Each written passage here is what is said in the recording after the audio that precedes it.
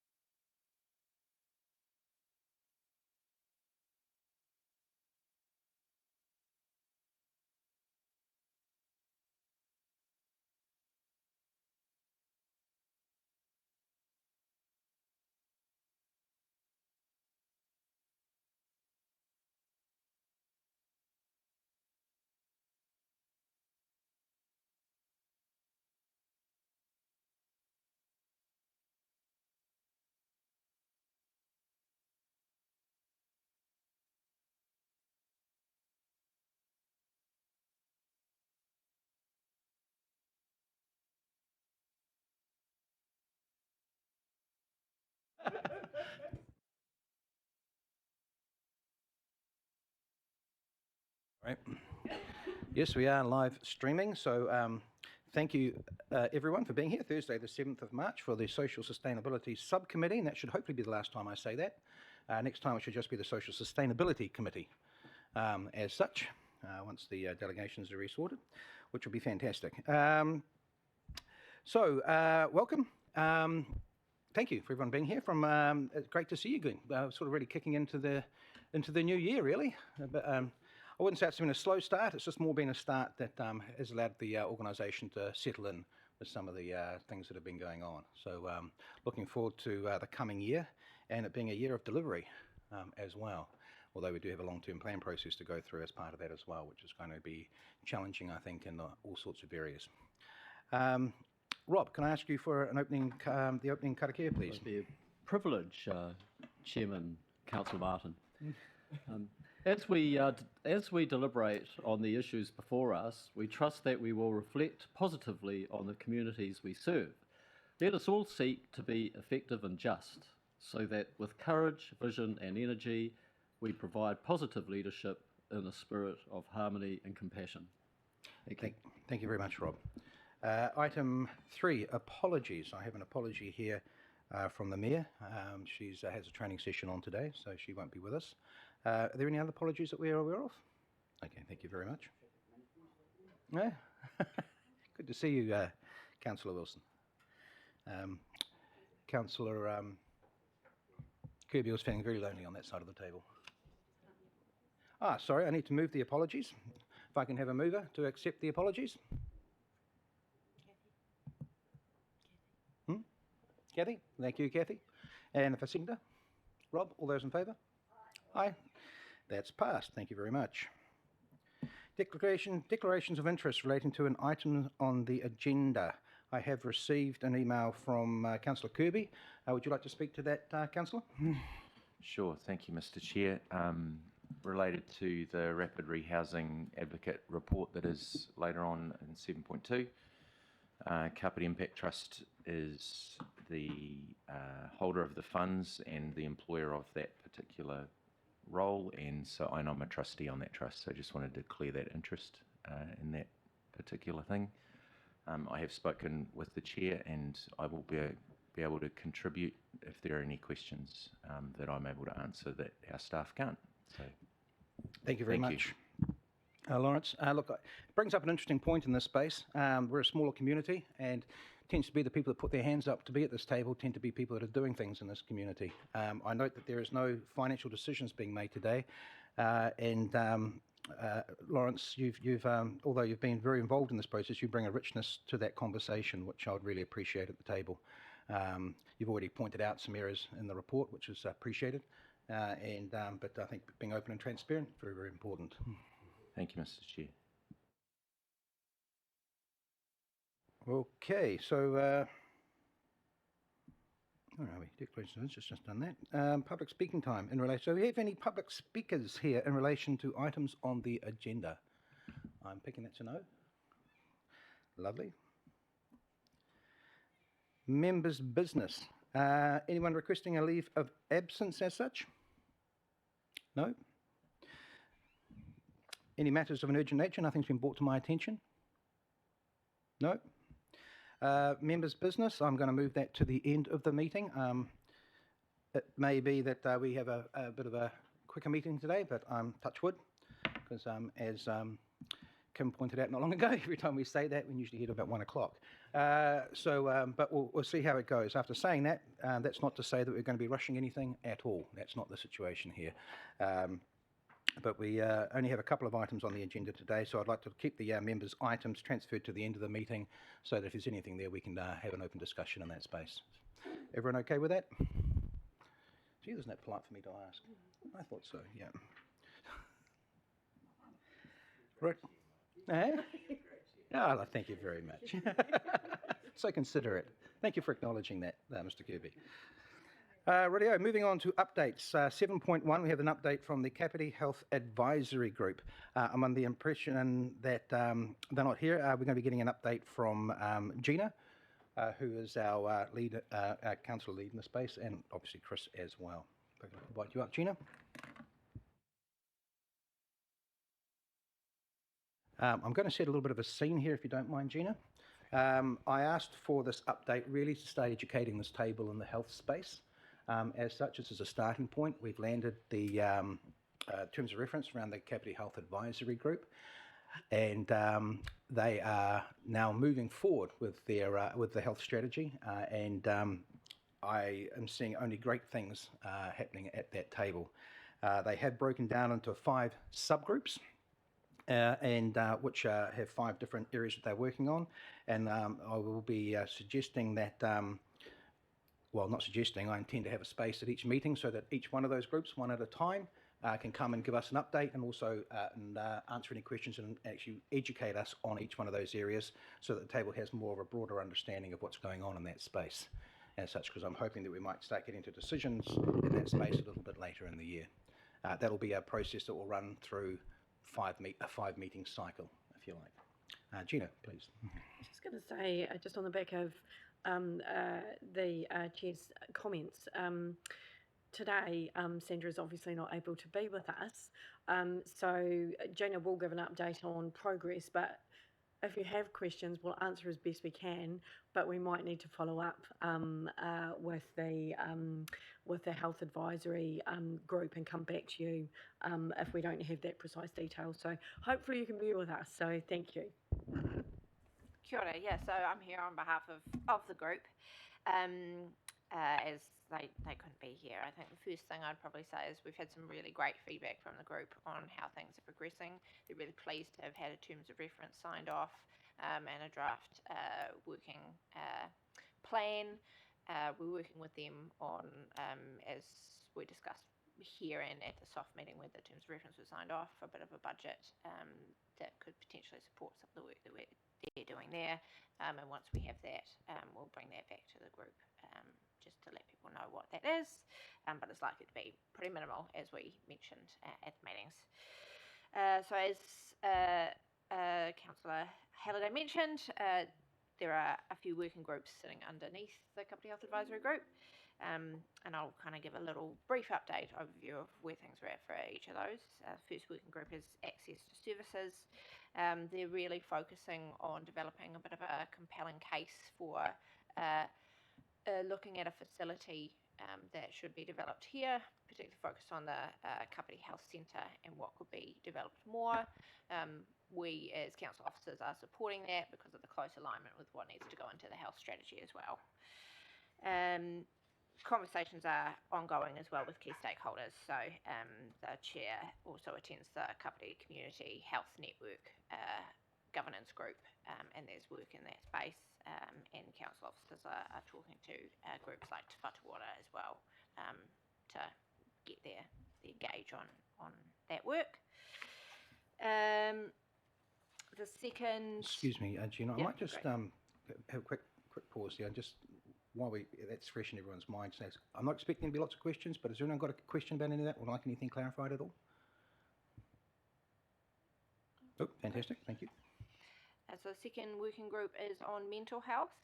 They're really looking at focusing on youth mental health in particular and elder care, but also particularly the the dementia space, where there's likely to be a bit of a burden for our community as we have an older population going forward. They've particularly been exploring some access to data questions with Stats New Zealand in the early part of this year. Should I pause? Any questions on that subgroup at all? Fantastic. Great. The next group we've got is public health. The working group is in the process of developing the things that they want to focus on, but their views are they really want to focus on smoking and vaping, alcohol. They're looking at potentially exploring some of the health aspects of climate change. We also have a climate change and resilience strategy that the council is working on, so we'll have some discussions with them about the scope of that and how that might fit into the work we're doing. And they're also looking at the interface between regional public health and primary and secondary care. That's also linked to the motion that was moved last year on a regional approach to health and how we might do that. Sorry, what was the heading for number 3? Sorry, Rob. If you can just Health. indicate that you wanted to ask a question, would be much appreciated. It's nice to have the process, and then make sure you're using your mic as well. No, I beg your pardon. What was the heading for number 3? Sorry. So health aspects of climate change. So what are the impacts that we might see? Oh, right. There's their anxiety. Yeah, around so both, anxiety yeah, might be right, one. thank you. Potentially warming climate might change some of the infectious diseases that might be seen in New Zealand. I'm not an expert in this space, so I won't attempt to explain that in And detail. look, I'll follow up on that by saying at the moment they've got their work plans. It's quite broad with regards to things. They'll bring it in tighter. With the climate change, it could tie into resilience, and it could tie into how we respond to disaster as well. At the moment, they're just exploring what that might look like. Yeah. So. Yeah, I might just add to that if you think of it from a population health perspective, rather than primary, secondary, tertiary healthcare, in a population health base, infectious disease or things that might be in the community, there are some elements that might potentially be relevant, but I think to our chair's point of view, we're still to say how big or small or target it would be. Sorry, Gina. Kathy.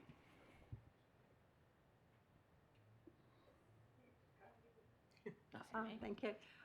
Seeing you two ladies have come from health backgrounds, in the past, in a emergency like floods or whatever, the old CCDHB used to have statistics on where all the people with disabilities or illness had, and they knew exactly where they lived in Kāpiti.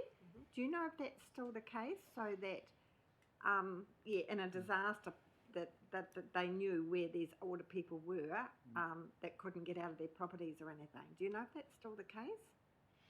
I don't know.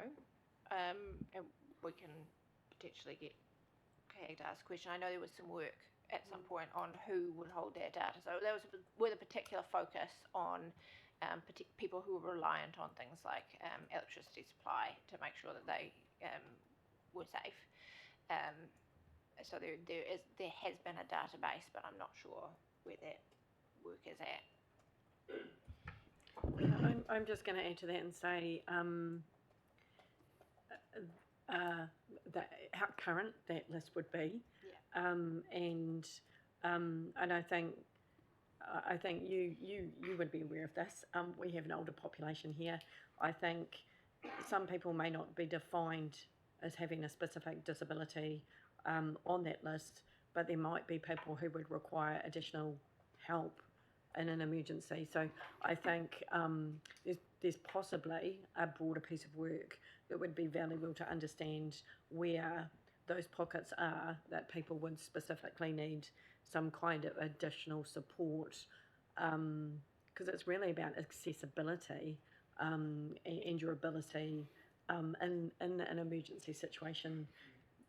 I'm not going to use the word I was going to say to move from where you are to somewhere safer is the way I'm going to frame it, and the support you'd need to do that, because that's probably a bigger issue more generally for this district. And it may be something our emergency management team has more information on, so we can touch base with them.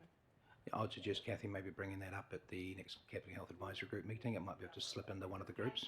Yep, I'll take a note of that. That's a good point. And I think, as pointed out, there's actually different parts of the organisation that might be applicable to. Also, the Disability Committee as well.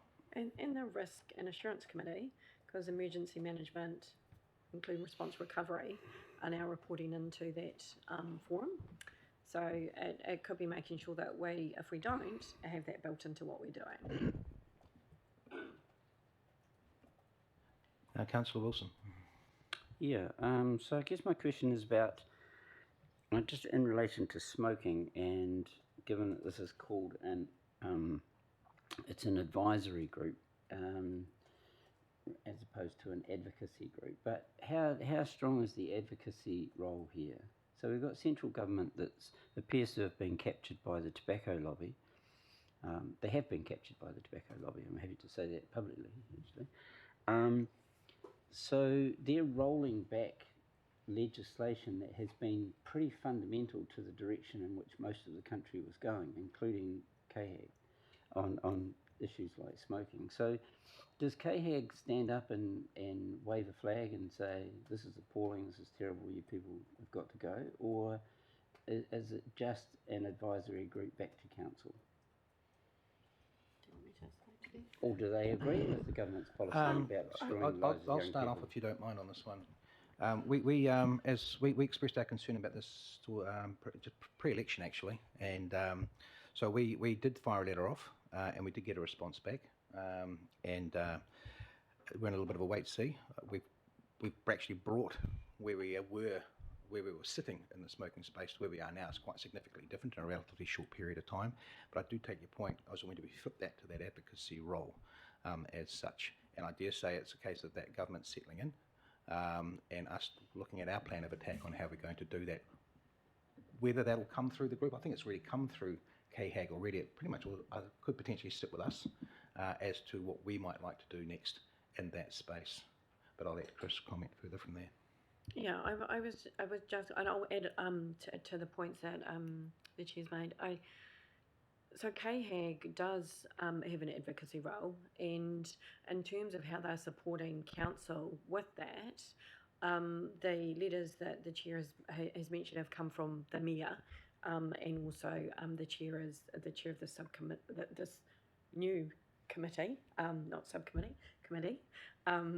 And they've helped to shape that, and we note in our letters that our advisory group has raised this as of concern for us and our community. Outside of that, though, and that's more formally writing to the government. Outside of that, though, we're blessed with really experienced and connected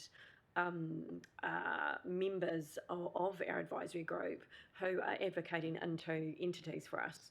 So they're using their contacts to go, hey, this is weird, what's going on, or this is a problem for us, or what are the next steps? So they have been getting involved in smoking and vaping. I think previously we had mentioned a little bit about localities, but they've been talking about localities to understand what's coming and where to next. So they're really in there and putting a Kāpiti perspective forward in a way that I'm not sure we previously had the opportunity to, which seems to be a real benefit.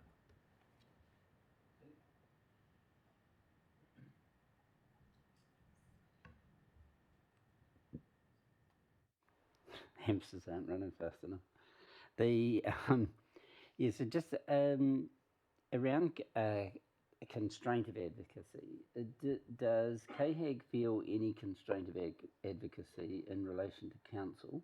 So, for instance, if KHAG thought council wasn't doing enough or was doing too much or whatever in the health space, will go to, central argument will go to the housing entity as well, and that is that how much autonomy does a group have? Are we comfortable that that KHAG has sufficient autonomy to be able to publicly disagree on a health issue with council? I'm not saying they would, and there's a process, but are they sufficiently autonomous to be able to do that, should they have a mind to?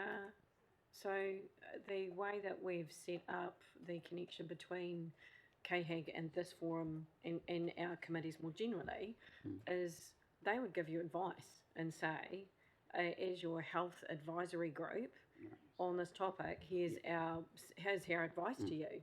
And then you would say, yes, we'll do this or no. But at the moment, I think the work program is very much in the space of building that advice back to you.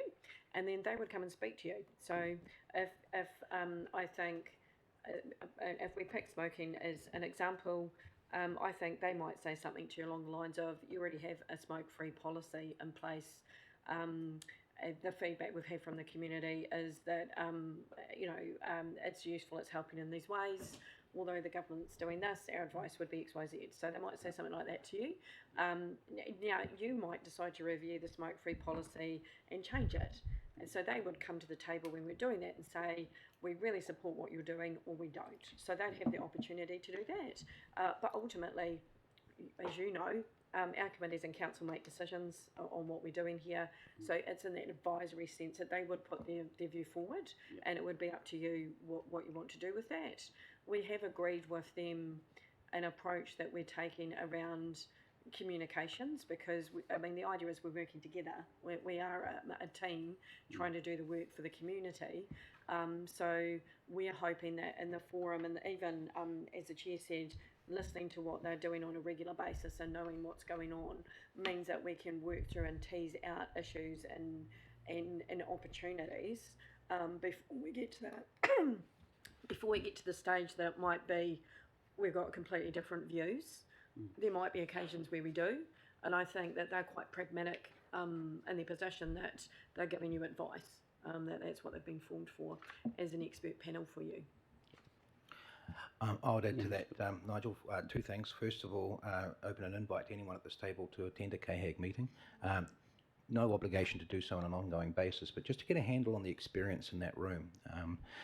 As Chris mentioned, we're blessed with regards to the calibre of the people in that room, and quite frankly, they're talking at the top echelons of the industry, if you like. That they can literally talk to places that there's people out in our community that are in high positions, and they're talking to people up here, sort of thing, with regards to stuff. So they're positioning us well, I think.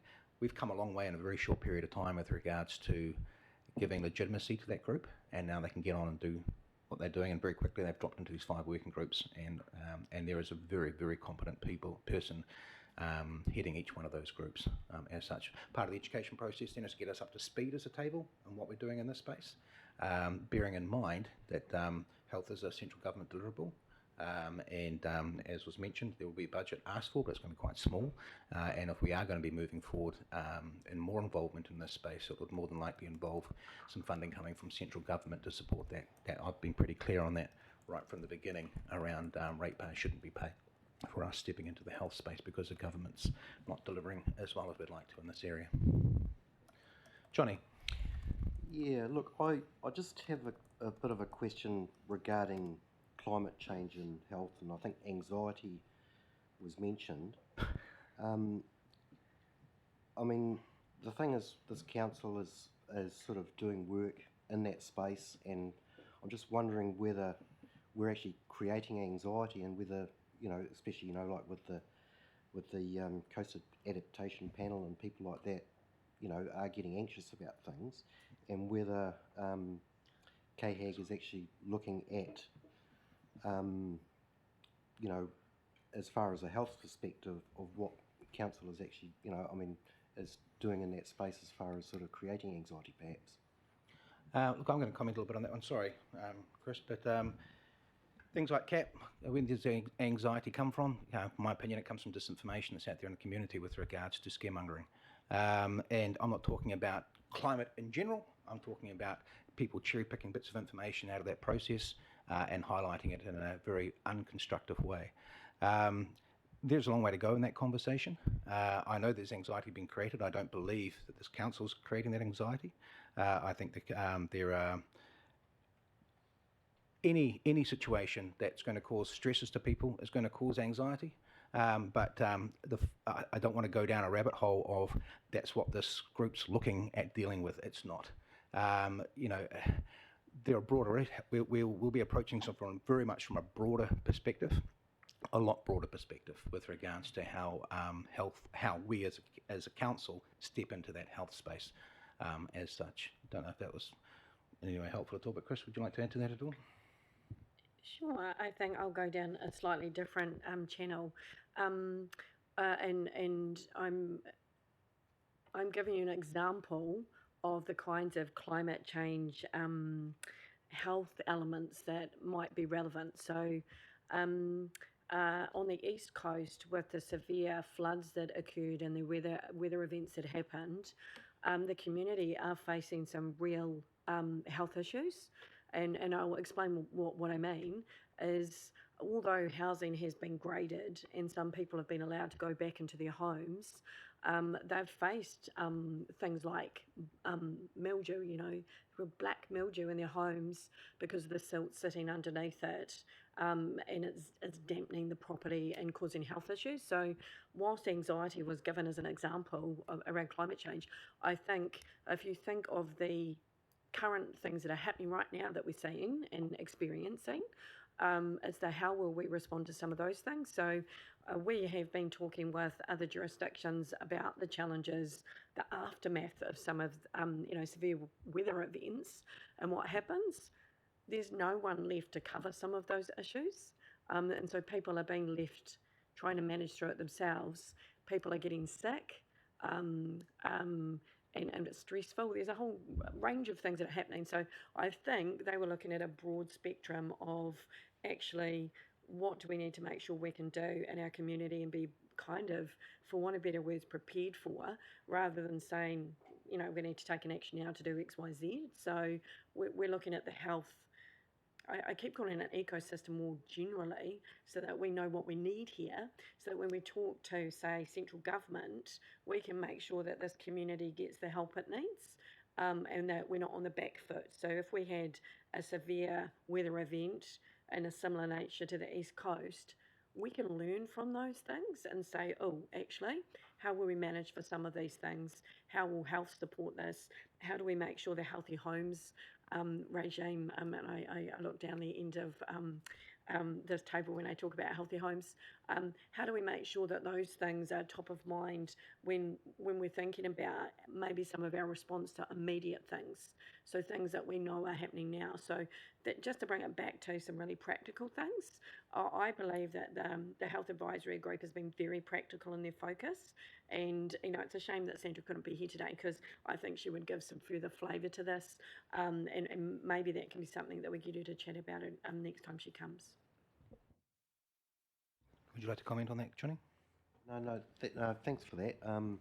But, it's very easy to sort of use the words disinformation and misinformation and things like that. And I don't, personally, I don't think that's useful, because, what people perceive as misinformation can be sort of different. They might sort of think that their information is the right information. I very, very seldom step into that conversation, Johnny, because it's very, very fraught, as you well know. Yep.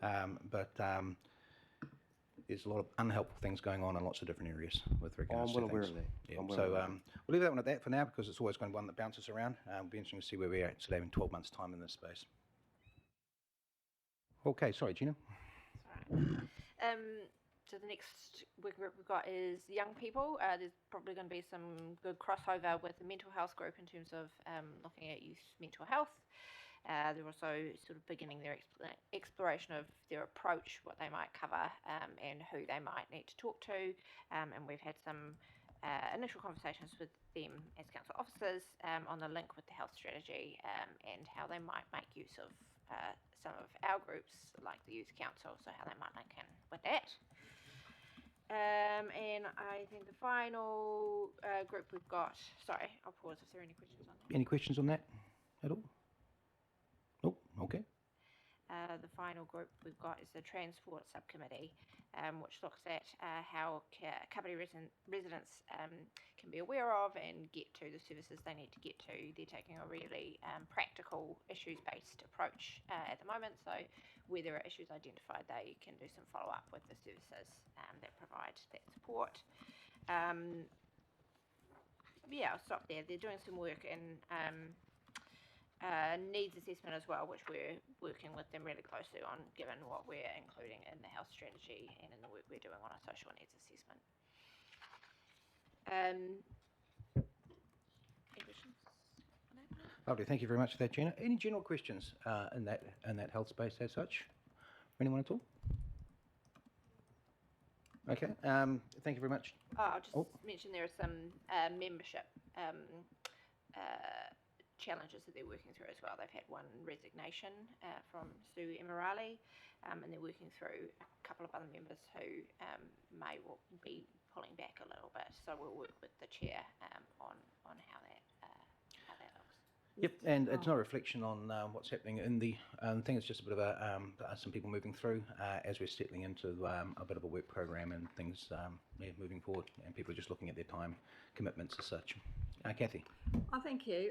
Probably this might be inappropriate, but I have just used the ambulance service a couple of weeks ago, and I would like to compliment the Wellington Free Ambulance. They only took 10 minutes to get to me, but we do need something done because in A&E in Wellington, I arrived there about 8 in the morning, and I didn't get moved on till 10:30 in the evening.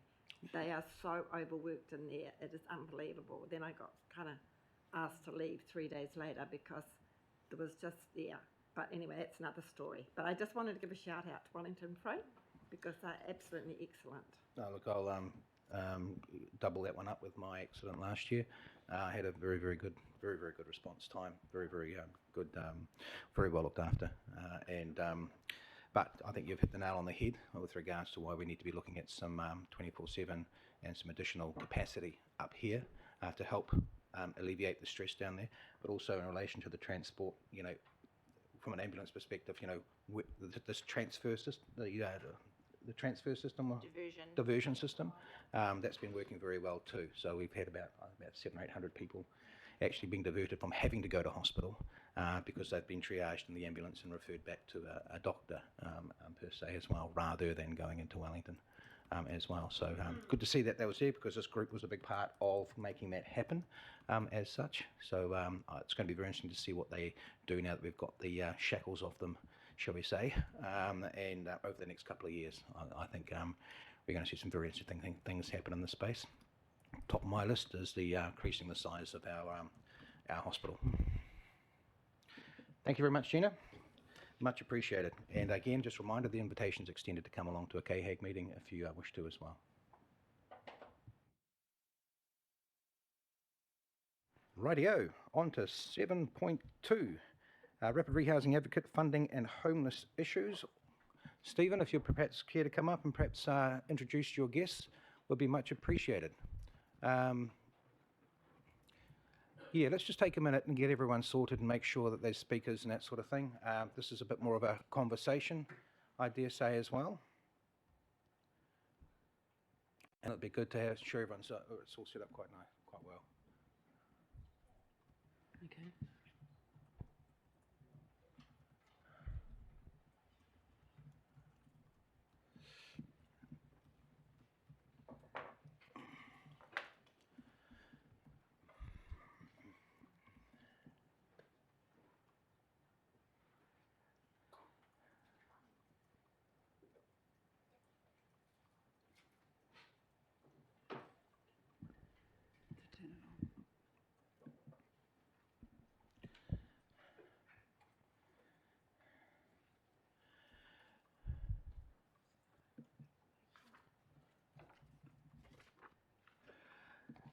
Ladies, I might just hold things for just a couple of minutes.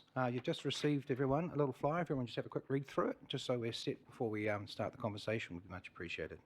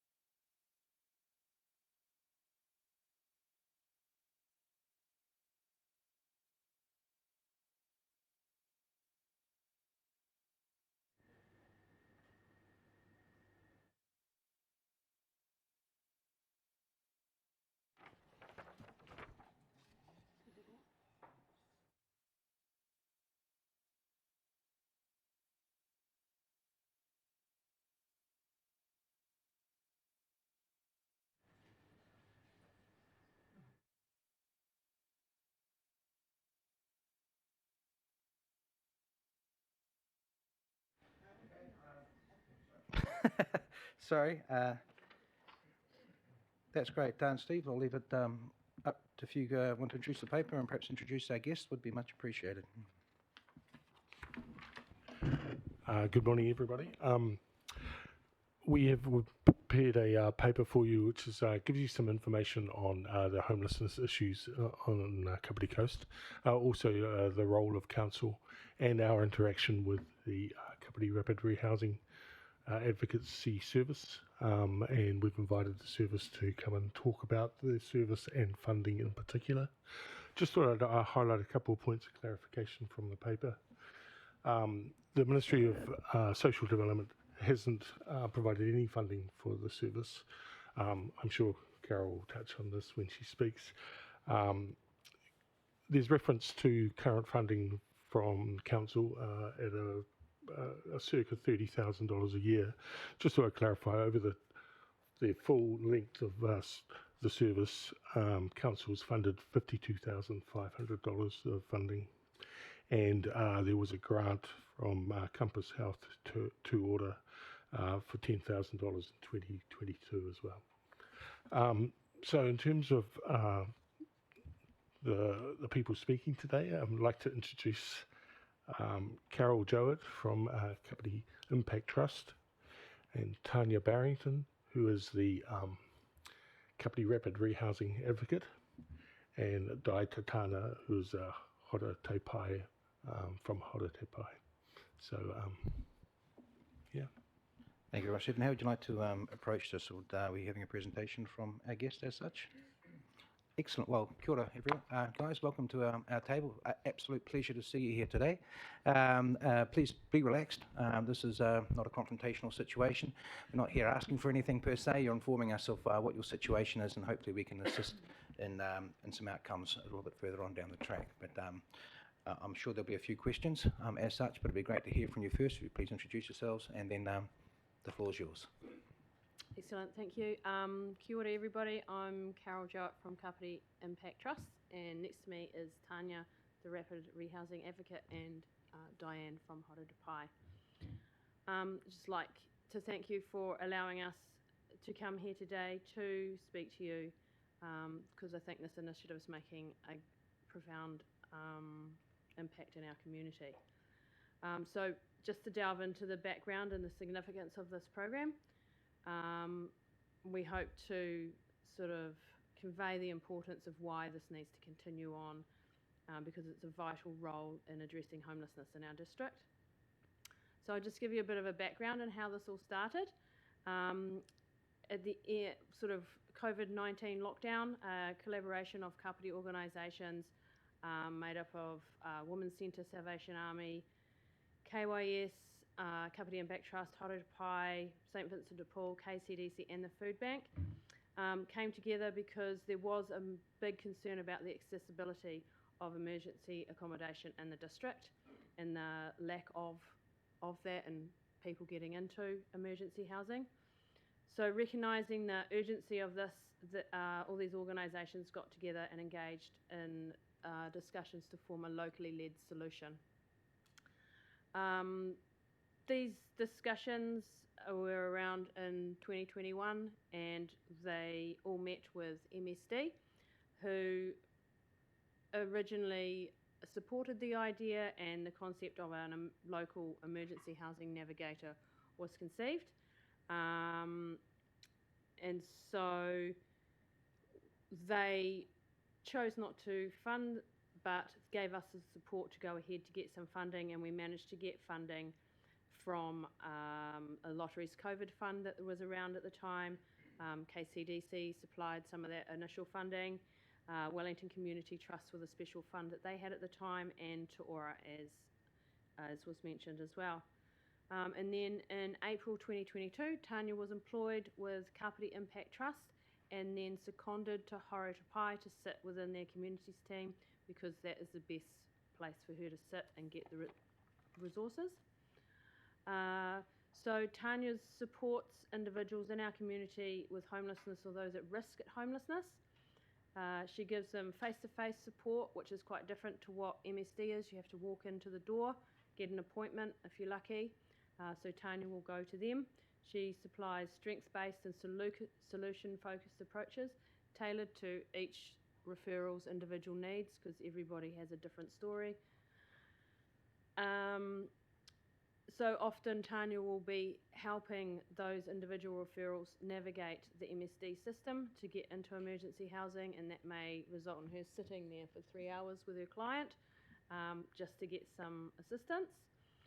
And with light of the recent government announcements in the last couple of days, it's likely going to be harder for some of these more vulnerable people in our community to actually get this assistance. So I can't see Tanya's job getting any easier in the short term.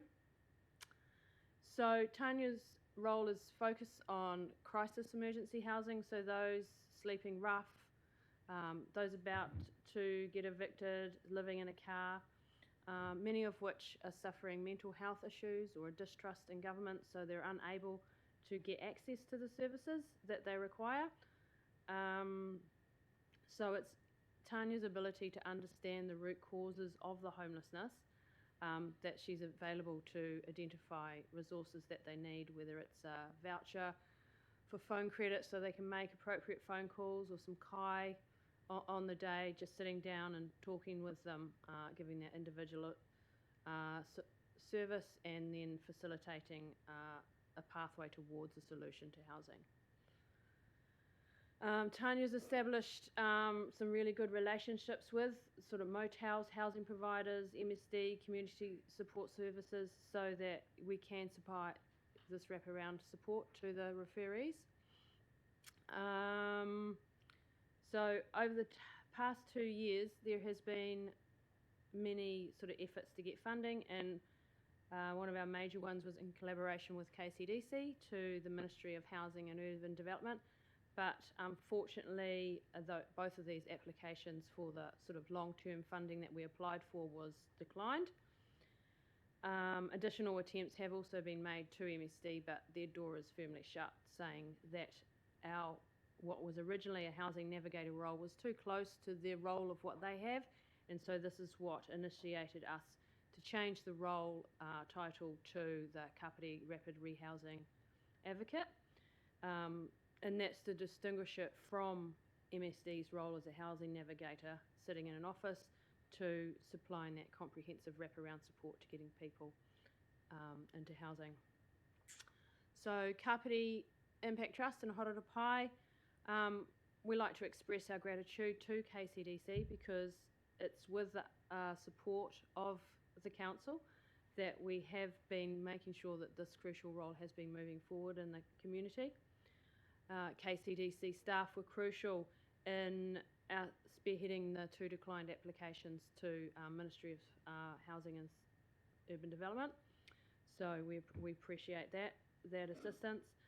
But we really do need to keep looking for a commitment and the advocacy of this role and working together, because funding options are diminishing. And this role is contracted until the 31st of June this year, with no sort of sight of funding in the short term. So it would be great if we can work together, continue to work together with the motion that Stephen's putting forward, because homelessness is not a short-term issue, not in our district and not throughout New Zealand, and we need to continue, I think, to work together and commit to a locally led solution, because it doesn't look like there's any other solutions coming up in the short term. I'll now pass you over to Tanya, who will give you a better understanding about her role and what has happened in the last 21 months. Thanks, Carol. Kia ora koutou, ko Tanya tōku ingoa. Thanks for having us here today. You might have already read some of our handouts, so I won't just read it all off because that might be a bit boring. I'll just pick out some bits and add to that with some case studies as well. So we had 222 total referrals for the 21 months. There were also 23 referrals for people referred 2 or more times, showing the number of people that get stuck in that homelessness cycle and how hard that is to break. When we we look at some of the statistics around Taumai who were supported into housing and total referrals housed, just wanting to identify that the ones that were not were either not located, not fully engaged, or chose to remain in vehicles. Ethnicity of referrals, I think it's really significant if we look at the 49% for Māori, when the Kāpiti population is made up of 14.7% Māori, which is significant for tangata whenua. When we look at that statistic, 26% of people who were homeless due to being evicted or having to leave a property, we can understand that some of this is situations including people in respite or hospital needing to leave. It's not just people who've, you know, smashed up the house and have to get kicked out, basically. People who their property's being sold is very, very common. Not being able to find a rental in time. No longer able to stay with family and friends. So lots of people couch surfing, but obviously that sometimes, you know, people will only cope with that for a certain amount of time. And if we look at the 25 plus referral agencies, the main ones are Salvation Army, Horatupai, KYS, Probation and KCDC, and these can range from CCDHB to Te Puna Oranga and Otaki. I think Carol talked a bit about the role, but what I would include would be that this role provides crisis and longer term casework that is flexible, mobile and tailored service with no barriers to support, which is just incredible really, in terms of the range of support that can be provided. I work in the community. I can, you know, drive people around in my car, drop things off to them, go see them wherever they are, and provide all, you know, a range of practical support, which is what makes this role unique from any other organisations who are supporting people experiencing homelessness, and Kāpiti in particular, MSD. Yeah, so it's not just emergency housing. I support people into boarding houses. I support people to access transitional housing with Salvation Army. That's families here. Unfortunately, we have a distinct lack of transitional housing for single people in Arohi. But it is that kind of crisis point, homeless or imminent homelessness. A significant part of my role is supporting those people that may fall through the cracks, often walking alongside people who have a mistrust of or negative experiences with government departments which affect their ability to access housing, or those who have complex needs or situations that need to be understood in entirety in order to get housing support. Waiting at MSD with Taumai for next available appointments, advocating with case managers, and advocating higher up in MSD with regional managers are all important parts of this role. We also support people not just into housing, but provide support for and advocate for people to remain in housing. Because of the relationships that we have at MSD and with boarding houses, emergency housing, motels, etc., we are often able to provide the link between staff, managers and clients that supports people's accommodation. So that's a big part of my role too. It's just providing those links and advocating for people to not get kicked out of somewhere perhaps. But you know, if we look at reasons for homelessness, like I just said before, a lot is that rentals are getting sold, people aren't able to find a rental in time. Mental health, like Carol talked about. Probation's not supporting people to find housing. That's not their role, apparently. Disability and high health needs really affects people's ability to access housing. Safety, for example, family violence. And I think you can see in that round circle on the second page the main places where referrals end up. Boarding houses, rental houses, emergency housing and family or friends. There's a lovely shout out from Sangeeta, who's a social worker at Salvation Army in the middle of that page. And if we look at case studies, The first example that I'm going to talk about was a young Tomai with corrections who was rough sleeping in Arohi, was not being supported by MSD or probation. We applied for emergency housing, which was escalated and declined. We applied for other housing options, worked closely with corrections and KYS, weekly catch-ups over 4 months, re-engagement with KYS, social housing assessment, MSD support, ID support, Kai clothing and bedding support from Salvation Army. Those are all examples of some of the things that we do to support people. Eventually, we managed to support this young person to access accommodation, move to the accommodation and engage with new services, including corrections. The other case study we have is an older person with high health needs. The owner was moving back into the property and they were unable to find an affordable rental. So we're facing homelessness. Advocated for this person to access emergency housing, both with MSD and the motel manager. Once that occurred, supported Kaumātua Flats application and advocated for this to occur. Supported to access A rating social housing, liaise with MSD case managers, supported and advocated for housing navigator. This person has now accessed Kāinga Ora social housing, but I'd just like to say that in the 21 months that I've done this job, it's the only person that's accessed social housing, which shows how infrequently that occurs in Arohi because we have a serious lack of social housing. From a human perspective, this role awhis people by providing a listening ear, someone to talk to, someone to vent to, someone who understands and will call you back. This mahi doesn't happen alone though. The last 21 months has proven that there is strength and resolution in local agencies and organisations collaborating on the serious issue of homelessness, thereby supporting some of the most vulnerable people in Arohi. Thank you. Thank you, Tanya. We'll now open it up and anyone can ask questions, get more information. Thank you for the presentation, much appreciated. Yep, we'll open up for questions with regards to any of this and any general questions you might have. Nigel, would you be here to start?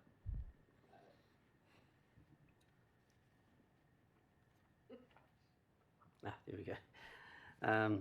Yeah, thanks very much for the presentation there. Tanya, I was wondering if you guys are starting to experience, or you have experienced, or are you anticipating experience this current government look like making a job creation scheme for you guys with their current range of policies. So it looks like there's likely to be a surge in the numbers.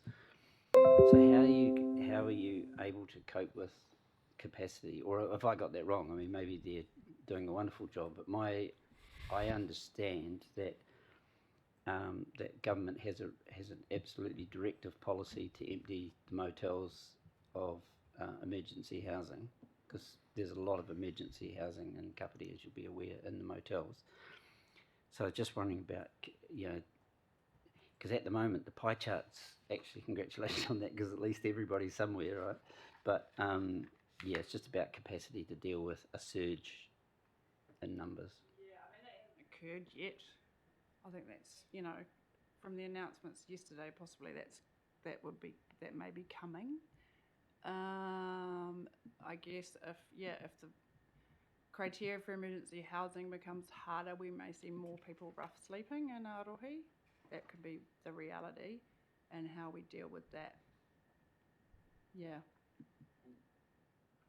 But it hasn't, I don't think since national payment, there hasn't been a massive change, yeah. Apart from obviously the cost of living affecting people overall, and therefore affecting people in their experience of accessing housing. Yeah. I guess for me, one of the big concerns is the wave hasn't hit yet, but I think there's one coming, because all of the policies indicate that that's what's likely to happen. So that's the thing about capacity. I just wondering also about the housing trust that council is in the process of setting up. And this is a broader question for us too, I guess, and that is that I didn't see any criteria around short-term emergency housing, and I see your numbers go from up to 76 so you've got older people in this as well, right, who are in that situation, and we know, anecdotally, we know there's lots of people in that situation. So I'm just wondering if our housing trust, if that's something that we should be thinking about as well, at least some kind of transitional thing, because it's not supposed to be just for older persons, right? It's a little bit beyond that. Yes, so we, our next step in the affordable housing trust space is to come back to you to look at the opportunities that we could focus on. I know that we have been talking about older persons housing because we have a review underway, but actually for us that's a discrete piece, and a decision will be made. There's a raft of other opportunities that will be coming to you both.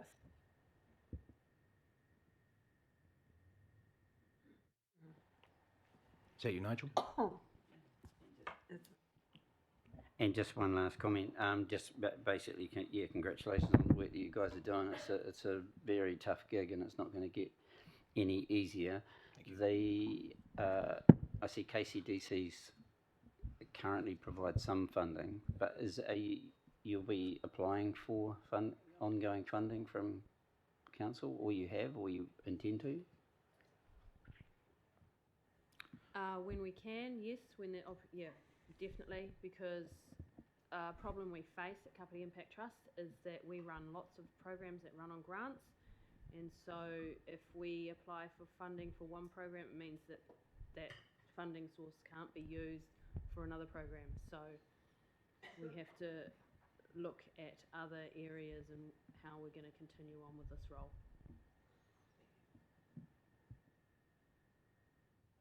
Thank you, Nigel. Kathy? Thank you. Just wondering, how do you meet the people with homelessness? Do they come to you? Do you go out around the streets looking to see who's around, or? So we receive referrals from lots of different agencies across Kāpiti. And for example, KCDC Stephen will refer straight to me for people that are rough sleeping. So he may say where someone has been seen or talked to, and I will then go and talk to that person where they are. The same being for other people in their situations. I might meet them in lots of different places around the community. Yeah. I was just wondering, if you went out and actually physically looked to find the people, or how you contacted. You don't. Yeah, no. It seems as though generally. Oh, sorry. Oh, cool. Thanks.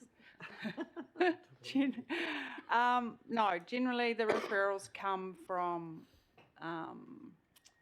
agencies, but I think it's pretty obvious in terms of if somebody is rough sleeping that they will get picked up quite quickly by council staff and then referred to me. We have quite strong processes that have been developed for that to occur. Okay. Do the police refer anybody to you as well? No, I haven't had police so much. Right. Yeah, but the biggest referrals come from Salvation Army. So I don't have people walk into my office, but Salvation Army Corps down Blue Gum Road, that is a space where people do come and walk in, and then a lot of those people are perhaps living in cars, and they get referred to me via Salvation Army.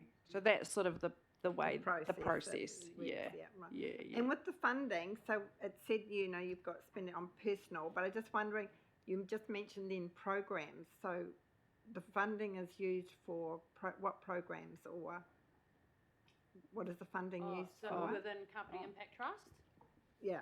So we run multiple programs. So we have a youth mentoring program, Challenge for Change. So that would take our lotteries funding, for example. So it means that we can't apply for lotteries funding for emergency housing. So because Kāpiti Impact Trust runs a variety of family and youth-focused programs, it eats away from each program. So we have to be really careful to make sure that they're all viable. Okay. So are more and more people becoming homeless, or is it levelling out, or is it getting worse? I think it's the same, maybe a little bit worse at the moment, but it's also when winter comes is usually the busiest time. So summer is not as busy often. I think with those statistics, in the following kind of 9 months, there's been definitely more referrals, but not like dramatically more. So it's, it's the same, a little bit worse maybe. No, okay. Yeah. And do you get a lot of young people, especially, rather than older people? I get quite a lot of referrals from Kāpiti Youth Support. Right. Yeah, and so I work quite closely to support them. So I also often support workers who are supporting other people in terms of giving advice. I provide a lot of advice to people. But yeah, not anymore, not young people any more than any other age group. An increasing age group that we have found is older people. Older people. Yeah. Who Okay. can't afford rentals. No, they are very expensive. Yeah. Yes. Yeah. I mean the lack of 1-bedroom rentals in Kāpiti is a problem. I mean the lack of social housing is a problem. The lack of affordability is a problem.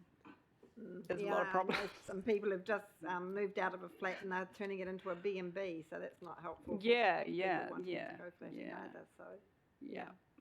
okay, cool. Yeah. Thank you.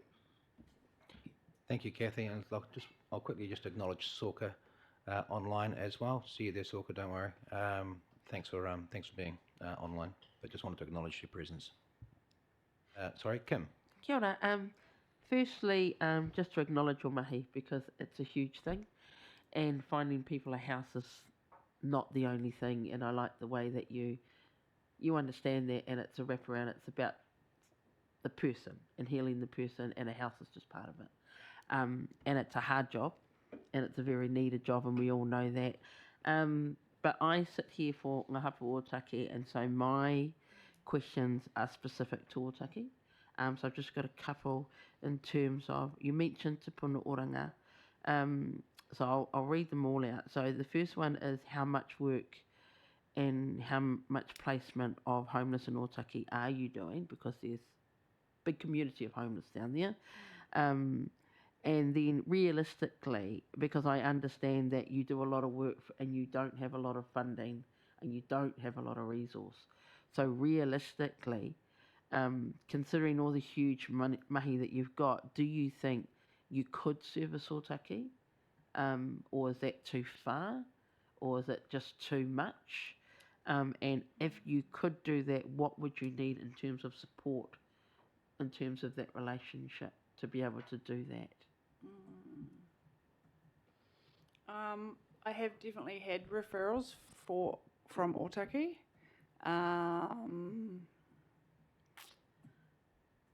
Of people rough sleeping in particular, or sometimes families as well.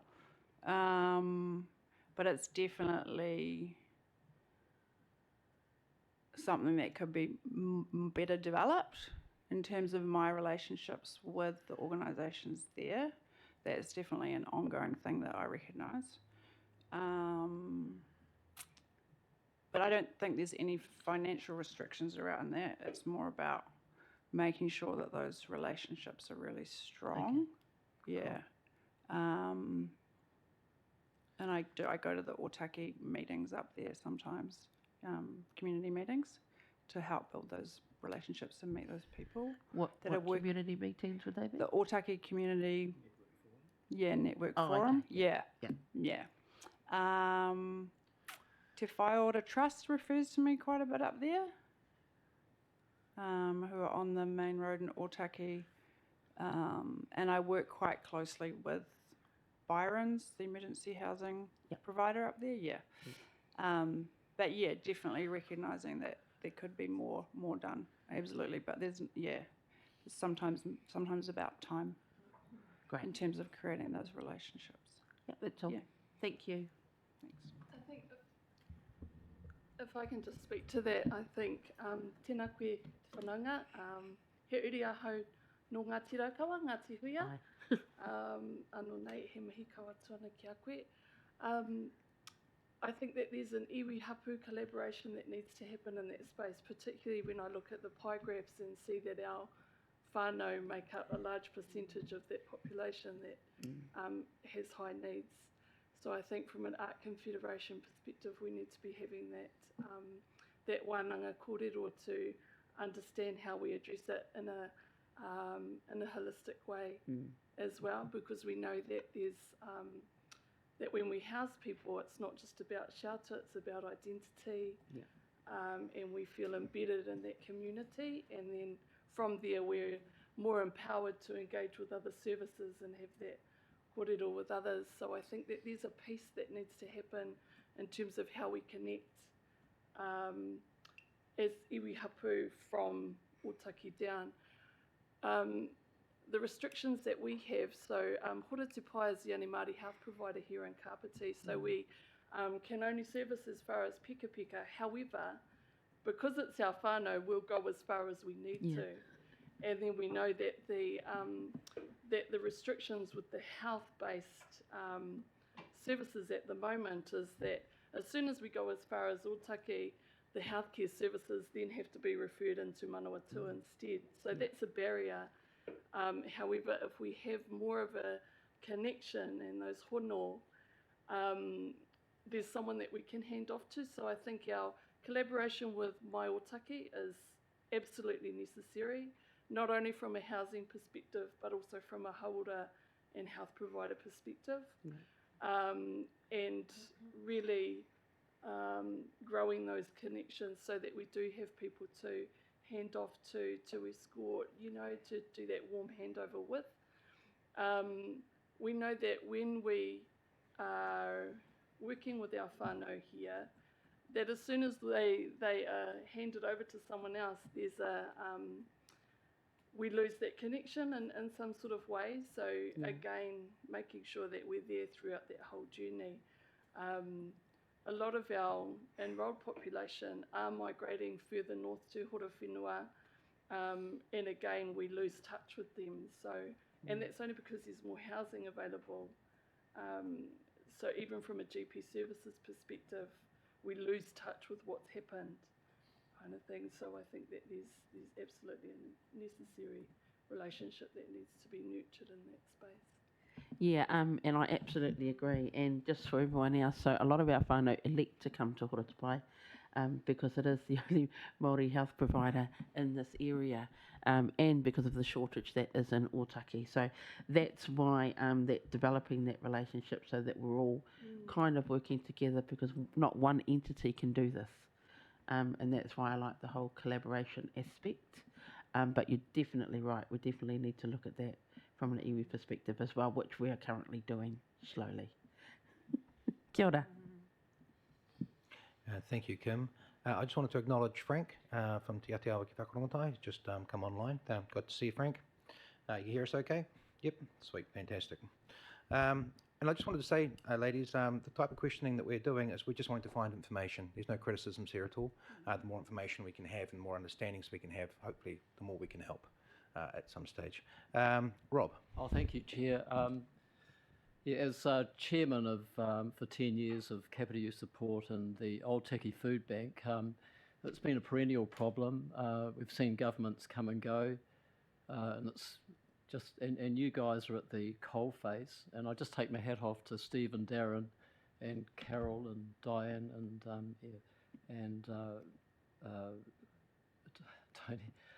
Tanya. You're the glue that are keeping this part of society together, and I really take my hat off to you. Just a few questions. You mentioned Kāinga Roa housing and the lack of availability for homeless folk. Is that a problem? I just understand that it's a housing company that are given a lot of privileges and a lot of help on the basis that they, cover the, cross-section of society, and that's a question I have. And if they're not giving available housing, why not? Developers too, we can work more and more with them to provide social housing with these massive developments they're looking at around the area. Just thinking outside the square, and working with KYS. we looked at relocating existing houses, which are probably due for demolition, and that was on the one of the projects we looked at.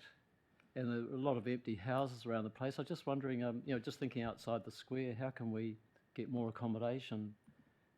Good housing Sorry, Rob, accommodation. I'm going to hop in there. Look, I'm being lenient on conversation today because we're good on time.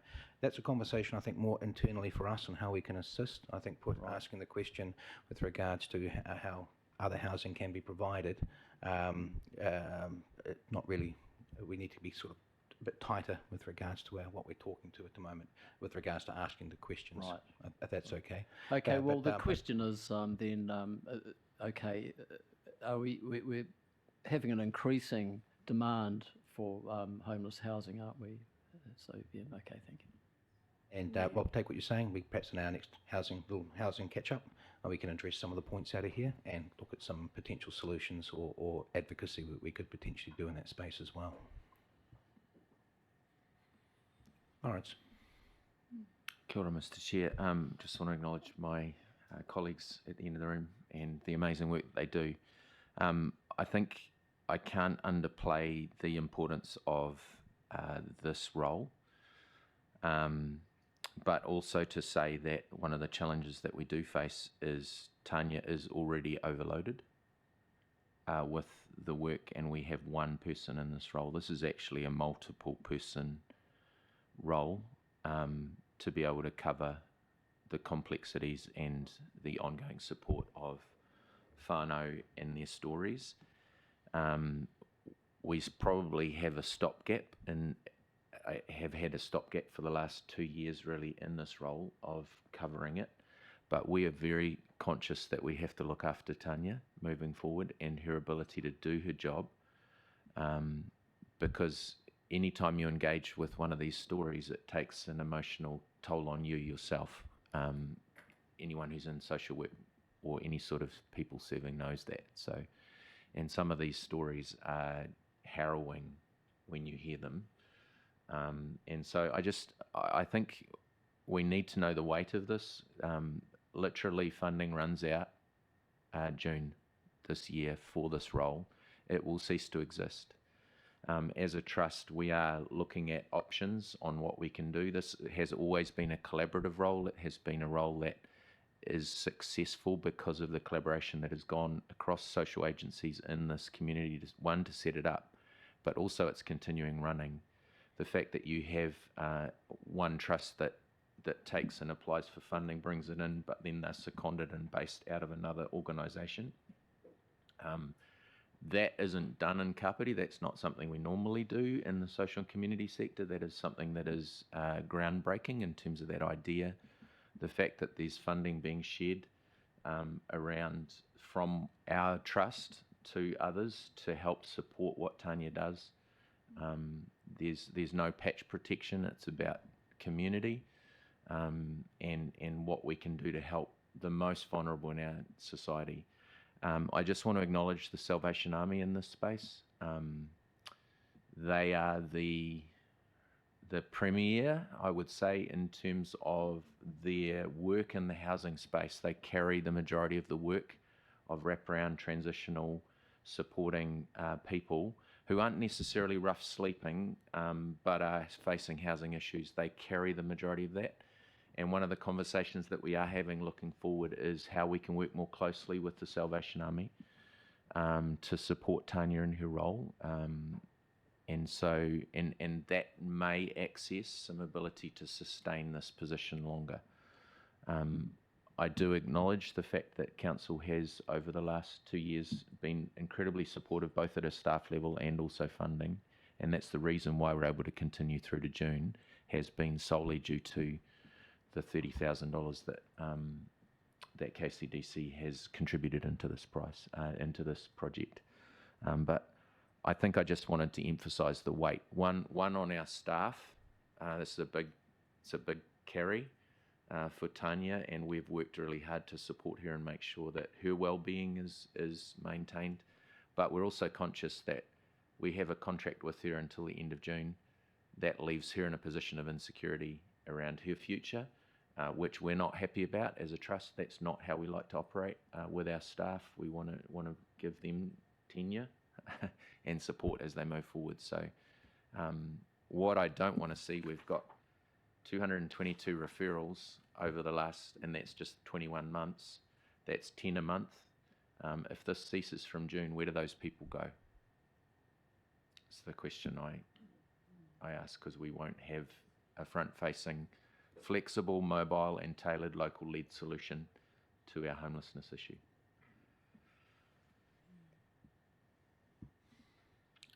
Thank you, Lawrence.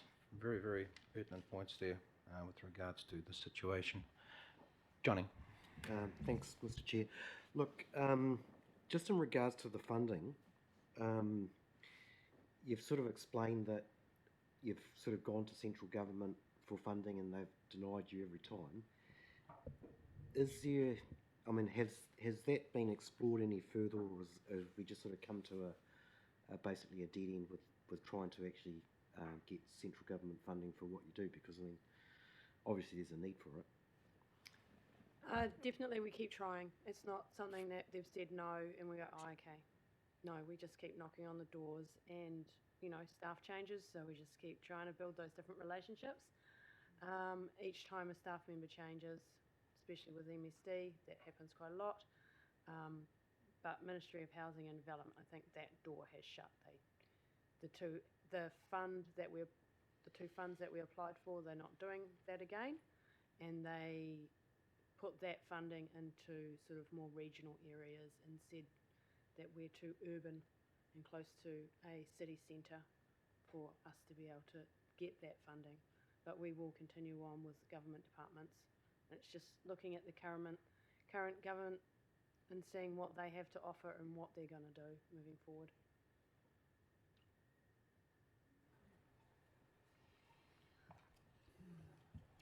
That all good, Johnny? Frank, is there anything that you perhaps wanted to ask at all?